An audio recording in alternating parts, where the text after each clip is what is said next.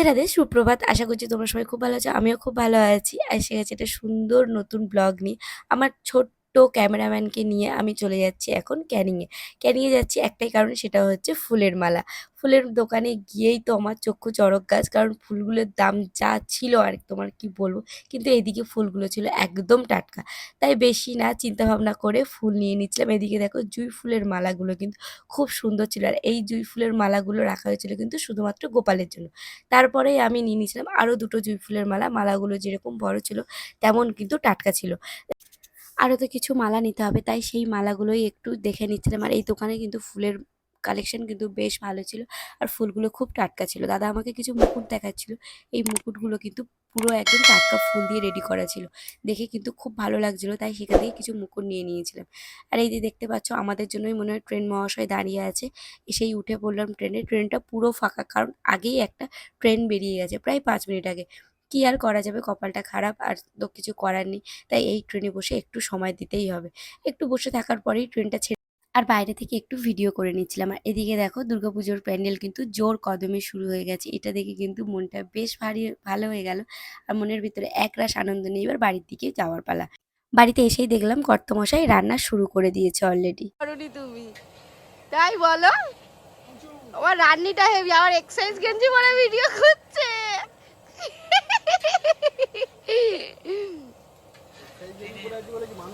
100 বার body builder মানুষ তুমি। ওদিকে কর্তামশাই তো নিমন্ত্রিতদের জন্য রান্নার প্রস্তুতি শুরু করে দিচ্ছে, আর আমি এখন গোপালের জন্য ভোগের আয়োজন শুরু করে দিচ্ছি। প্রথমেই করে নিয়েছিলাম সুজি, তারপরে নারকেল নাড়ুর জন্য প্রস্তুতি শুরু করে দিয়েছি। আর মা করছে একটু তালের বড়া। তালের বড়াটা গোপালের জন্য না, যারা আসবেন তাদেরকে 2-1টা করে দেওয়া হবে, তাই তাদের জন্য একটু তালের বড়ার জন্য মা মিক্সচারটা তৈরি করছিল। এদিকে আমার নাড়ুর জন্য মিশ্রণটি পুরো রেডি হয়ে গেছে। এবার আমি করব তালের বড়া। তালের বড়া করতে তো বেশ অনেকটাই তেল লাগে জানেন, একটু ডুবো তেলে সুন্দর করে ভাজতে হয়, তাই অনেকটা প্রায় তেল ঢেলে নিলাম। এবার তেলটাকে গরম করার পালা। যতক্ষণ না গরম হচ্ছে ততক্ষণ একটু ওয়েট করে যেতে হবে। প্রথমে ভালোই বেশ গরম হয়ে গেছিলো, তাই আমি একটা দিয়ে দেখে নিচ্ছিলাম কেমন হয় কি না হয়। তখনও তেলটা ঠিকঠাক রেডি হয়নি। তারপরেই আবারও ছেড়ে নিয়েছিলাম, কারণ তখন তেলটা একদম ঠিকঠাক হিট হয়ে গিয়েছিল। তাই দেখো কি সুন্দর বড়াগুলো দেওয়ার পরে পরেই কি সুন্দর ফুলে ফুলে উঠছিল। গপুর প্রিয় জিনিস যখন তাল, তাল দিয়েই তো এই বড়া তৈরি করতে হবে, তাই না? তাই আস্তে আস্তে সেই সুন্দর করে বড়াগুলো আমি তৈরি করে নিচ্ছিলাম। আর এইদিকে বাইরে যে লোকজন আসবে রাত্রেবেলা, খাওয়া দাওয়ার অ্যারেঞ্জমেন্ট বাইরেই তো করা হয়েছে, তাই যাতে লাইটের কোনো রকম কোনো সমস্যা না হয়, তাই দাদা এইদিকে লাইটগুলো লাগিয়ে নিচ্ছিল। এনার সাথে আমাদের রক্তের না সম্পর্ক থাকলেও মনের সম্পর্ক কিন্তু রয়েছে। দাদাকে আপনারা অনেক ভিডিওতে দেখে থাকেন। আর এদিকে আমার তো আগে থেকেই যে রেডি করা ছিল নারকেল নাড়ুর পাকটা, সেটা একটু ঠান্ডা হয়ে যাওয়ার পরেই আমি এগুলোকে নাড়ুর শেপ দিয়ে নিচ্ছিলাম। এখন একটু নরম আছে, এগুলোকে একটু পরে মানে একদম ঠান্ডা হয়ে গেলে এগুলো কিন্তু বেশ ভালো শক্ত হয়ে গিয়েছিল। আর এখন আমি করে নেবো গোপালের জন্য লুচি। লুচি না দিলে সুজি লুচি কিছু, সুজি গোপাল কিস দিয়ে খাবে বলুন? তাই গোপালের জন্য একটু সুজি আর লুচি। সুজি আগে তো করেই নিয়েছি, এবার লুচিগুলোকে ফুলকো ফুলকো করে ভেজে নেবো। দেখুন তো গোপালের মনের মতো ফুলকো ফুলকো লুচি হয়েছে কিনা। গোপাল আমার কিন্তু একদম অন্তর্যামী। মন থেকেই বলছিলাম, গোপাল তুমি তোমার প্রসাদগুলো নিজের মনের মতো করে নিও। আমার দ্বারা যদি কোনো ভুল ত্রুটি হয়ে থাকে তুমি সেটা নিজ গুণে ক্ষমা করে দিও। দেখো গোপালের মনে হয়েছে গোপালের খুব ভালো লাগবে, তাই গোপাল এত সুন্দর সুন্দর ফুলকো ফুলকো লুচি আমাকে দিয়ে ভাজিয়ে নিচ্ছে। ভগবান না চাইলে কখনো কিন্তু আমরা ভগবানের জন্য কোনো কাজই করতে পারবো না, কি বলেন?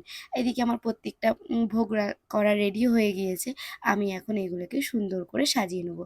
প্রতিটা সুজির বরফি বরফি মতো কেটে নিয়েছিলাম যেগুলো, তার উপরে কিন্তু আমি একটু কাজু দিয়ে নিচ্ছিলাম। আর এদিকে আমার ছেলে তার খেলার সঙ্গী পেয়ে তার সাথে খেলা করছে, আর মা করছিল একটু তালের বড়া।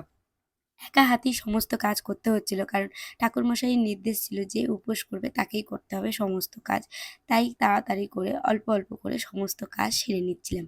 এবার আমি ঠাকুর ঘরটাকে গুছিয়ে নেবো, মানে ওই ভোগের থালা টালাগুলোকে গুছিয়ে দেবো, প্রদীপগুলোকে রেডি করে নেবো। তাই বসে পড়েছিলাম একটু প্রদীপগুলো রেডি করতে। আর ওইদিকে আমার ছেলে তার তো বন্ধু পেয়ে আমাকে তো একেবারেই ভুলে গেছে। মানে ওই যে খেলা করছে, কোনো রকম দুষ্টুমি করছে না, তাই আমি শান্ত মতো কাজগুলোও করতে পারছি। আর এখন গোপালের জন্মদিন, তাই গোপালের বিশেষ দিন, তার জন্য তো প্রদীপ তো রেডি করতেই হবে। আমি সুন্দর করে তার জন্য ঘিয়ের প্রদীপ রেডি করছি। আর ঠাকুরমশাই বলেছেন ঘিয়ের প্রদীপ যদি জ্বালতে পারো মা খুব শুভ, তাই বাড়ি যাতে শুভ হয় তার জন্যই তো এত কিছু বলুন। তাই ঘিয়ের প্রদীপ রেডি করে এখন আমি চন্দনটা ভালো করে বেটে নিচ্ছি। আর এদিকে আমার বড়মশাই তো রান্নার জন্য পুরো রেডি। এখন ভাত হবে তাই জলটাকে বসিয়ে দিয়েছে। আর বাইরে থেকে দেখুন আমার বাড়িটা কি সুন্দর লাগছে দেখতে। একদম জন্মাষ্টমীর যেন উপযুক্ত সাজ আমার বাড়ি সেজে নিয়েছে। গোপালের ইচ্ছা না থাকলে বলুন তো এত কিছু কি হয়? গোপাল আমার নিজের ইচ্ছাতে সব কিছু করিয়ে নিয়েছে। আর এত কিছু জোগাড় করতে কিন্তু আমার ভাই, আমার ছেলে সবাই কিন্তু খুব সাহায্য করেছে। সঙ্গে আমার শ্বশুর, শাশুড়ি, হাসব্যান্ড সবাই কিন্তু খুব আমার সঙ্গে সাহায্য করেছিল। নাহলে আমি এতটা একা হাতে করতে পারতাম না। হ্যাঁ, হয়তো আমি বাজারঘাট সব করছিলাম, কিন্তু ওনাদের সাপোর্ট ছাড়া কি কখনো কিছু করা যায় বলুন? আর এদিকে আমার ভাই আর আমার দেওরের ছেলে দুজন মিলেই আমার বরকে একটু সাহায্য করছিল, কারণ বেশ অনেকটা রান্না করতে হবে, বেশ অনেকজন লোকের রান্না রয়েছে, মানুষের রান্না। তাই তারা একটু বড়মশাইকে সাহায্য করে দিচ্ছিল। আর এটা হচ্ছে আমার বাড়ির উঠোনের থেকে মানে বারান্দা থেকে পুরো ফুল লুকটা। কেমন লাগছে একটু জানাবেন তো?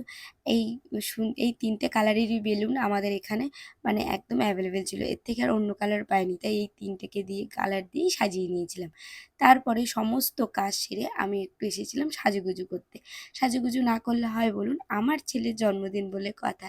এত কষ্ট করছি সারাদিন, একটু না সাজুগুজু করলে তো টায়ার্ডনেস কাটবে না। এদিকে আমি মাথায় ফুল গুজে সুন্দর করে সেজে গুজে নিয়েছি। আর ঠাকুরমশাই আসাতে একটু তাড়াহুড়ো করে নিলাম, আপনাদেরকে ফুল লুকটা দেখাতে পারিনি, একটু পরেই দেখাবো। এই যে ঠাকুরমশাইয়ের পা ভালো করে আমি ধুয়ে নিয়েছি। আর এদিকে আমাদের কিন্তু ভোগ যে রান্নাটা হচ্ছিল সেই রান্নাটা কিন্তু রেডি। কি রান্না করছিলাম না করছিলাম এটা কিন্তু আমি পরের ব্লগে আপনাদের সাথে শেয়ার করব। আর ঠাকুরমশাই এসে যাওয়ার কারণে তো পুজোর জোগাড়টা তো শুরু করতে হবে। ঠাকুরমশাই আমাকে যেমন যেমন নির্দেশ দিচ্ছিলেন আমি তেমনভাবেই ঠাকুরমশাইয়ের হাতে হাতে কাজগুলো করে দিচ্ছিলাম। আর এটি হচ্ছে আমার গোপালের জন্য। বলুন তো গোপালের এই দোলনাটা কেমন হয়েছে? গোপালের মনে হয় খুব পছন্দ হবে। সারা মানে অনেক দিন ধরে গোপালের জন্য একটা ঠিকঠাক দোলনা খুঁজছিলাম, কিন্তু পেয়ে উঠছিলাম না। আর আমার ছেলের হাসিটা দেখলেন তো? ওর হাসিটা দেখেই মনে হলো যে হ্যাঁ, সত্যি সত্যি আমার গোপালেরও হয়তো পছন্দ হয়েছে। ছেলের পছন্দ হয়েছে যে কিনা। আর ঠাকুরমশাই ওনার কাজ শুরু করে দিয়েছেন। আমাদের বাড়ি এবারে একটা নতুন ঘট বসানো হবে। তাই সেই ঘটের প্রিপারেশন শুরু করে দিয়েছে। আর এটি হচ্ছে আমার গোপালের এবছরের স্পেশাল গিফট। কেমন হয়েছে অবশ্যই জানাবেন। চলুন এবার পুজোর কাজ শুরু করি। আমিও পূজায় বসে যাই। ঠাকুরমশাইও পুজোর কাজ শুরু করে দিয়েছে। আমার ব্লগ যদি আপনাদের ভালো লেগে থাকে অবশ্যই কিন্তু লাইক, কমেন্ট, শেয়ার, সাবস্ক্রাইব করতে ভুলবেন না।